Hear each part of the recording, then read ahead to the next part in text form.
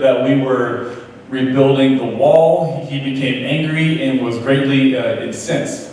He ridiculed the Jews, and in the presence of his associates in the army of Samaria, he said, "What are those feeble Jews doing? Will they restore their wall? Will they offer sacrifices? Will they finish in a day? Can they bring the stones back to..."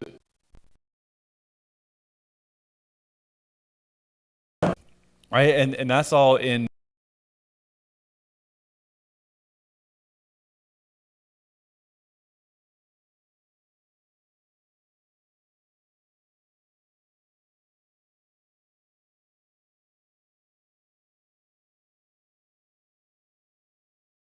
And what am I verses?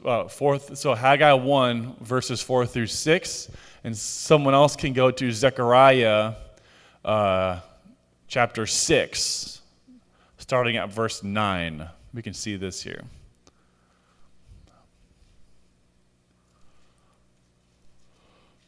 And if you just want on Haggai chapter 1, you can just read verse 4. That's fine. Just read verse 4 for us.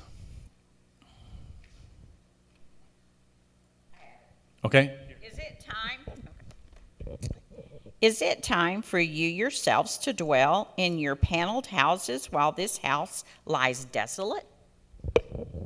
So what's he saying there?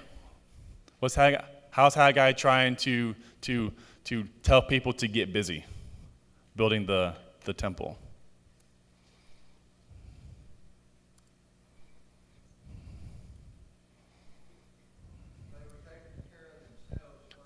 Taking care of themselves first. Yeah. He's like, no, we have to get going here, right? How about Zechariah chapter 6. And we're going to read, go ahead and just go down to verse 15. So Zechariah chapter 6, verse 15.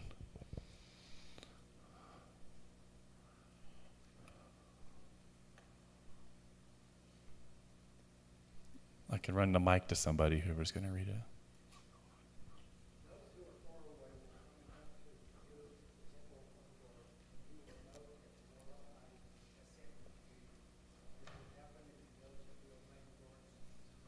Okay, so how is Zechariah trying to tell the people to get busy?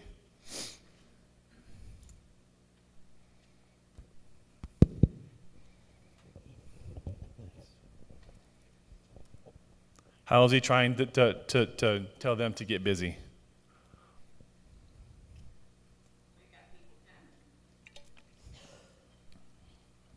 To help you, right? Yeah, and so we got to get started, right? Exactly. So let's go to Esther chapter 1, verse 1. Okay, this just sets the scene, right? Just sets the background for what's going on here.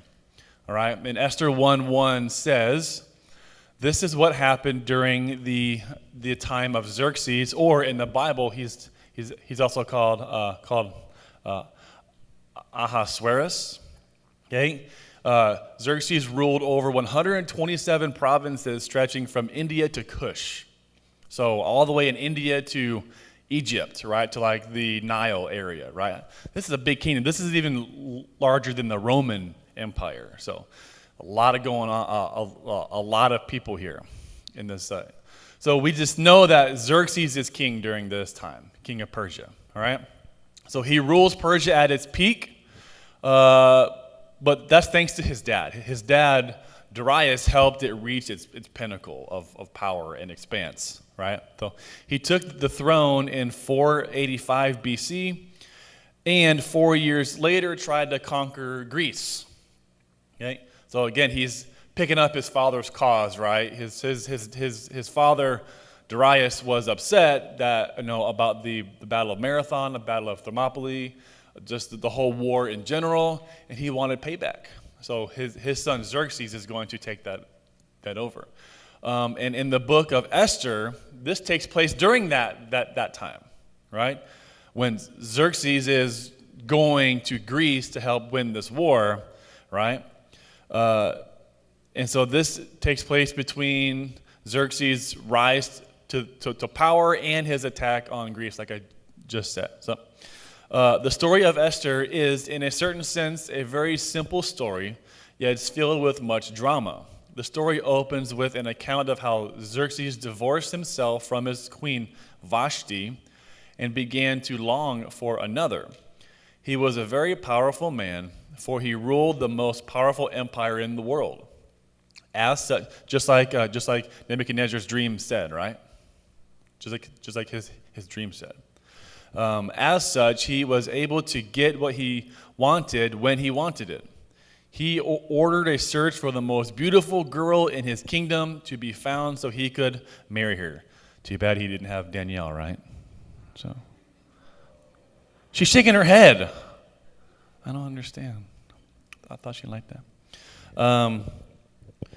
After a lengthy search, a Jew named Esther was chosen. Mordecai, her uncle, asked her not to reveal anyone her heritage, which also meant that she was not to reveal her religion. Why? But the Persians allowed freedom of religion. Still, they were persecuted. Okay. Anybody else? Why would he say that? Don't reveal that you're Jewish. Why would he say that? Any other thoughts? You can talk too, Brian.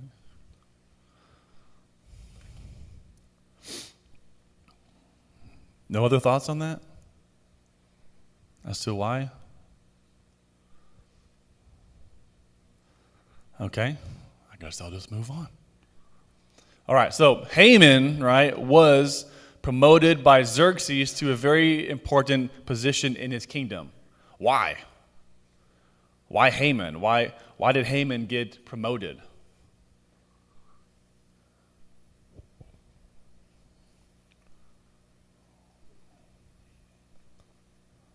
Well, what were we just talking about?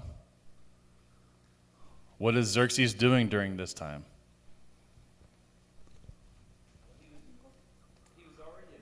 Haman himself was already a man of honor. Yeah. Yeah. So that would give him some status and somebody probably the king thought. Yeah, he already has status. Yeah, people already know him. But why was he promoted? Like the book of Esther says. Why was he? Yes, he's a man of status. People know him, right? But why is he given all of this power? Why does Xerxes give him all this power? Not money. What is Xerxes doing during this time?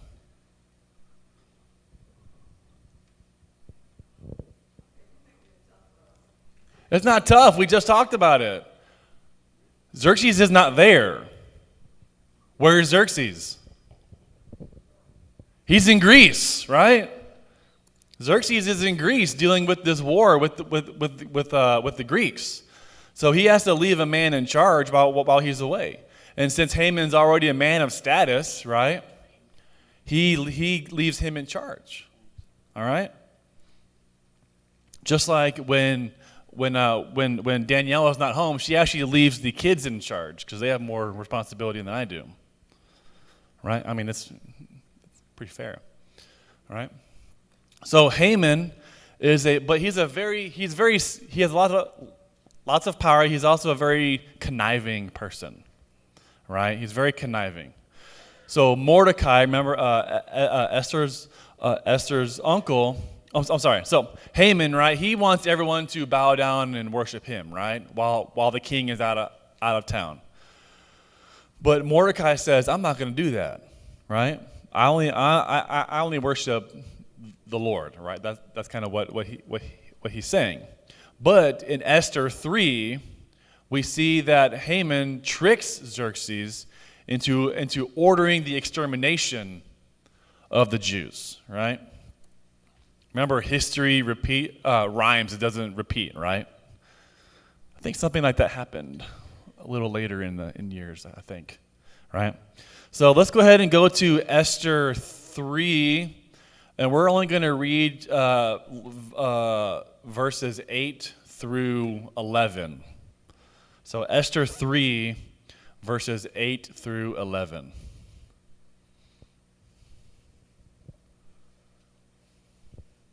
Sorry that it's small. I just wanted all this on one page. But you can read your Bible. Oh, Miss Jessie, go ahead. Then Haman said to King Xerxes, there is a certain people dispersed among the people in all the provinces of your kingdom who keep themselves separate. Their customs are different from those of all other people, and they do not obey the king's laws. It is not in the king's best interest to tolerate them. If it pleases the king, let a decree be issued to destroy them, and I will give 10,000 talents of silver to the king's administrators for the royal treasury. So the king took his signet ring from his finger and gave it to Haman, son of Hammedatha, the Agagite, the enemy of money. The king said to Haman, and do with the people as you please. Who are these certain people? The Jews, right? And why does Haman want to get rid of them?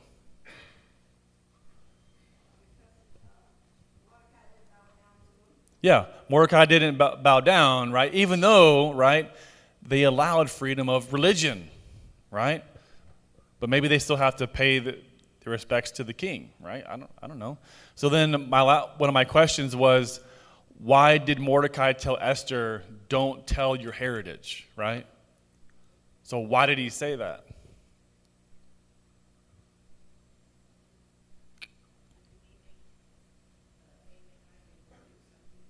Yeah, because he knows that something could happen, right? Especially with Haman in charge. Obviously, Mordecai knows Haman a little bit, right? And knows his ways. Yes, exactly. So, what can we learn from the book of Esther? Well, we can learn that God will raise the right people at the right time, right? To make sure his purpose is fulfilled, right? And Xerxes almost launched another war against the Israelites. But through the faithfulness of Esther and Mordecai, God opened Xerxes' eyes and saved Israel from destruction. So every year, Jewish people have a festival called the Festival of Purim. This year, it was from Saturday, March 23rd, to Sunday, the 24th, right, to March 24th. And this is to remember that story of Esther, because Purim means lots, okay? This is in Esther 3:7, okay? Esther 3:7. It says, in the 12th year of King Xerxes, in the first month, the month of Nisan, the pur, that is, the lot, was cast in the presence of Haman to select a day and a month. This is going to be, it says the lot fell on the 12th month, the month of Adar. So I'm sure this is when he's saying, hey, when am I going to start all this stuff towards the Jews, right? And so they also, let me go here. They have a certain dessert that they eat during this festival called, oh man, I looked it up and now I'm drawing a blank. Hamantashen, I think it's pronounced. Hamantashen. Okay? You guys hear a name in there? Hamantashen? Yeah? So they're called Haman's ears. That's what these are called, Haman's ears. And it looks like a really nice, tasty pastry, yeah? Sure, it looks like a pastry filled with some kind of fruit, and it looks tasty, right? And so, but we see, right, in Esther 7 that God actually instead killed the aggressor, right, after he opened up Xerxes' eyes, rather than have the Jews again or have another war against them, right? Let's go to Esther 7, so Esther chapter 7, we're going to read verses 9 and 10.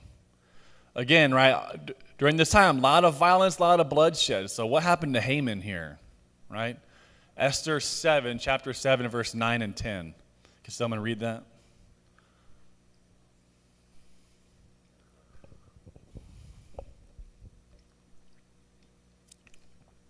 Then Harbona, one of the eunuchs attending the king, said, "A gallows 75 feet high stands by Haman's house.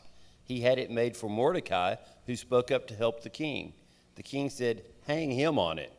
So they hanged Haman on the gallows he had prepared for Mordecai. Then the king's fury subsided. So what version of Bible is that? NIV? Mine's also NIV. Mine says a pole. And not that be hanged, he was to be impaled on the pole.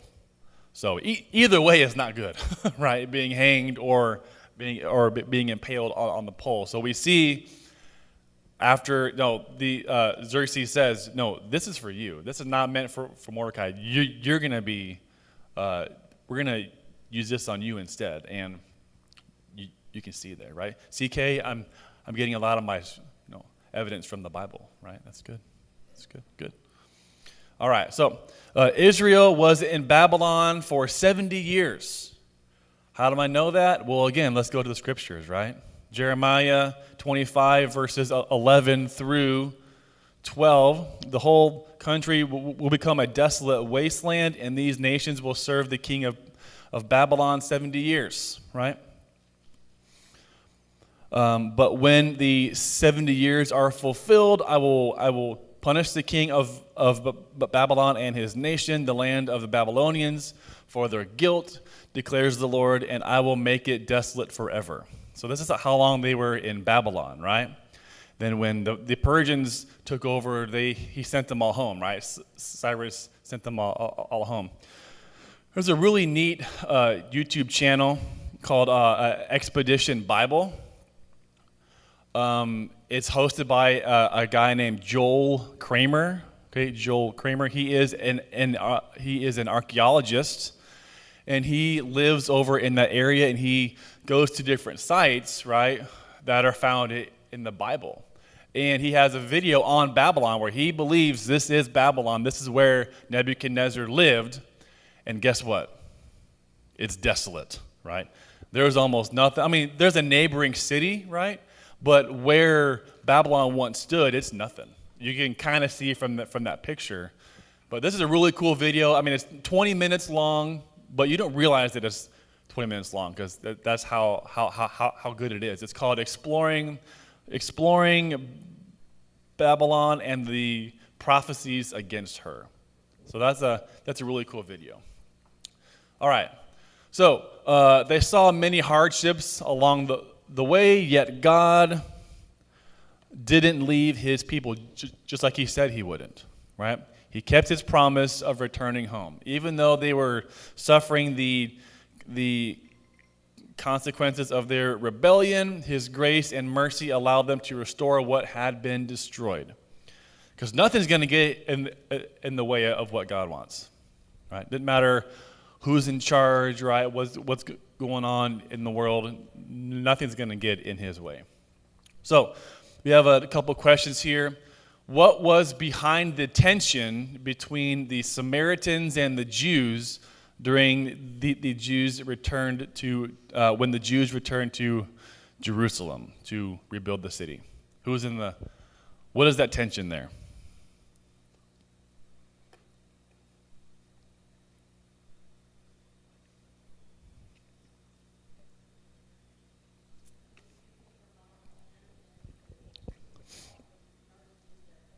Yeah, so the Jews wouldn't allow the Samaritans, or maybe even just loyal people there, right, who wanted to help them build it. Because they said, well, you don't follow our beliefs, plus King Cyrus told us to do it, right? So, yeah. I missed a button. Yeah. Number 4, what do we learn about the nature of God in the story of Esther? We'll start with that one. What do we learn about the nature of God in the story of Esther?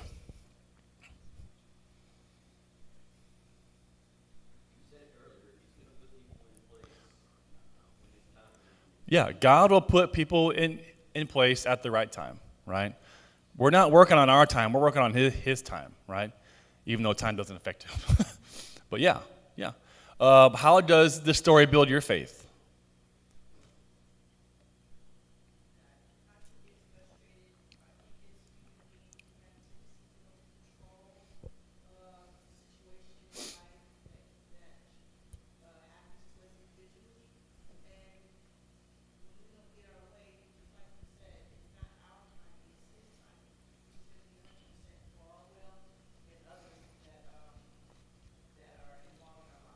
Yeah. Yeah. Anyone here ever get frustrated when things don't go your way? I two hands, right? Especially when I'm like, girls, we gotta leave, we gotta go. They have no concept of time, you know?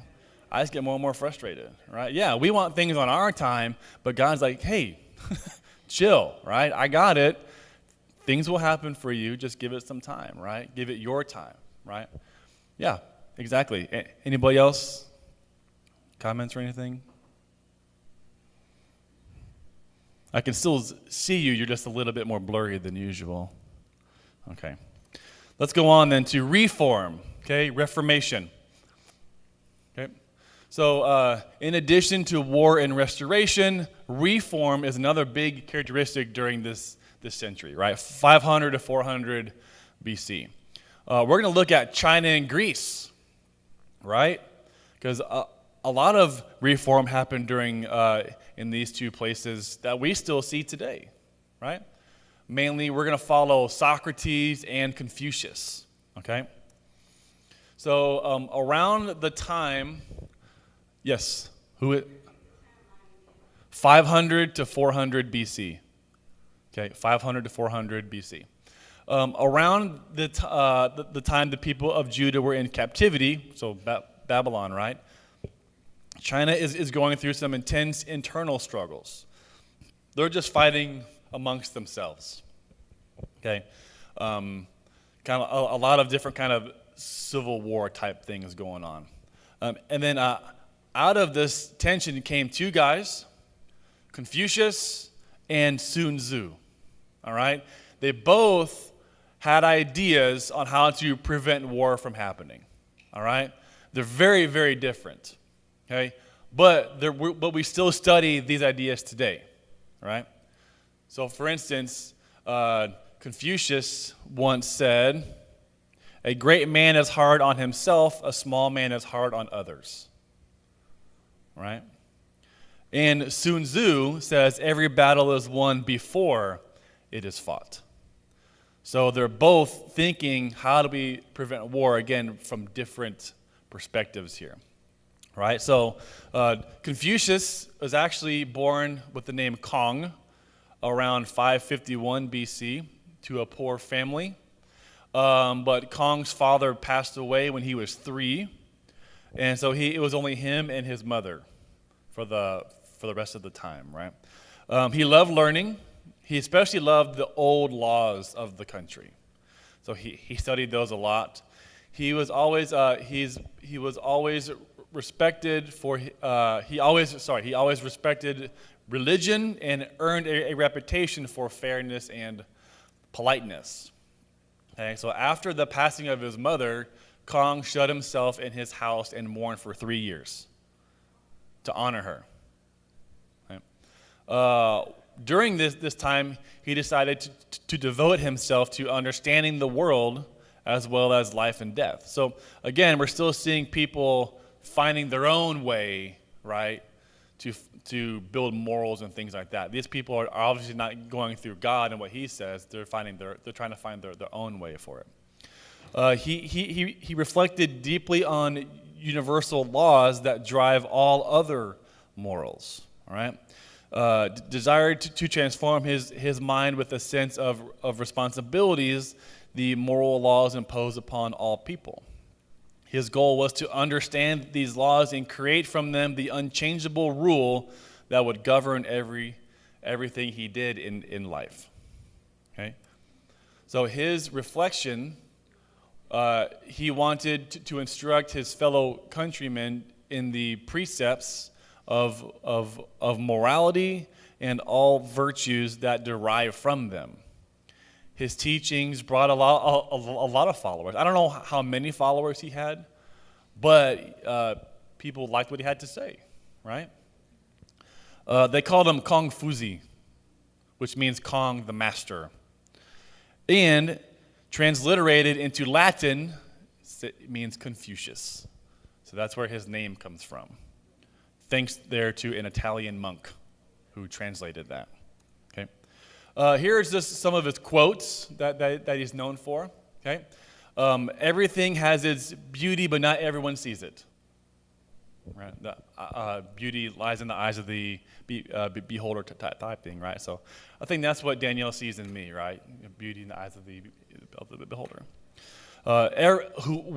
Wheresoever you go with all your heart.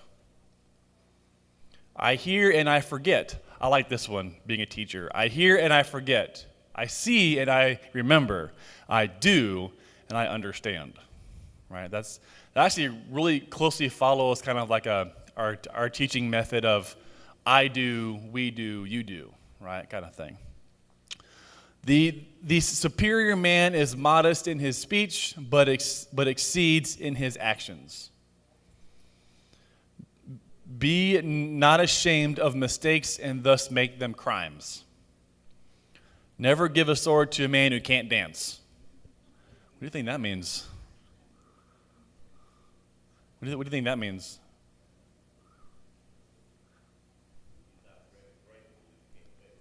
What was that? Graceful. Doesn't it take a lot of coordination to dance? Yeah. I can't dance, but I feel like I'm coordinated. You know, I played sports growing up. Respect yourself, and others will respect you. What does that sound like?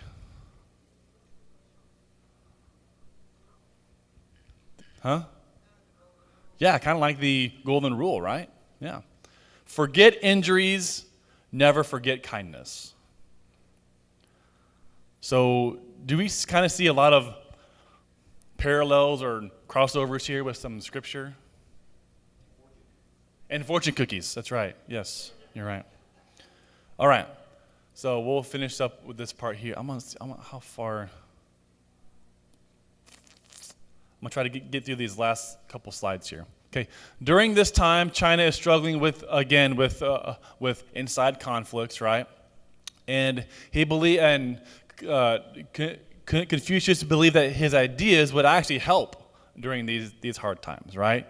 So, but this is if he rose to a prominent position in the country, right? He was a governor for a little bit. But what he did mostly was like just travel around China and get as many followers as he could. Okay. Unfortunately, he never reached his goal in affecting China's political system. So, not ever like he couldn't change the culture in that aspect, right? Here are some of his core values. Okay.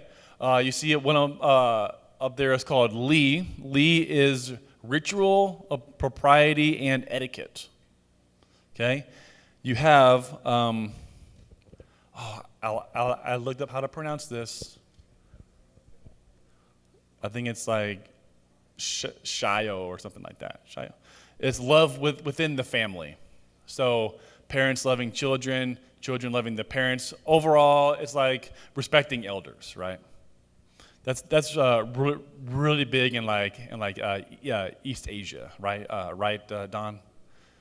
Because Bill said he was like thrown into everything because he was the oldest guy there. You have Yi, which is righteousness, the noblest way to act in any situation. You have Sin. Sin is honesty and trustworthiness. Zhen is the highest value. It means benevolence, humaneness towards others. And Cheng, which is loyalty to the state and to authority. I still see a lot of connections here to the Bible. And it's kind of funny how I don't know if he ever heard of the Jewish God during this time, but it's kind of cool to see how these ideas are around the world, right? So by the time Confucius died, his teachings had not pervaded Chinese society in the way he had envisioned. Yet later, they truly did catch on and had a significant impact on Chinese culture. Confucian philosophy became one of the most widespread in all of Asia. His ideas laid the foundation in China for an understanding of human rights, individual liberty, and due process of law. Even today, his ideas play a major role in shaping the society of China. However, the one area in which his teachings never realized was ending war. So unfortunately, that did not happen. I'm going to stop there. We'll pick up with Sun Tzu next week.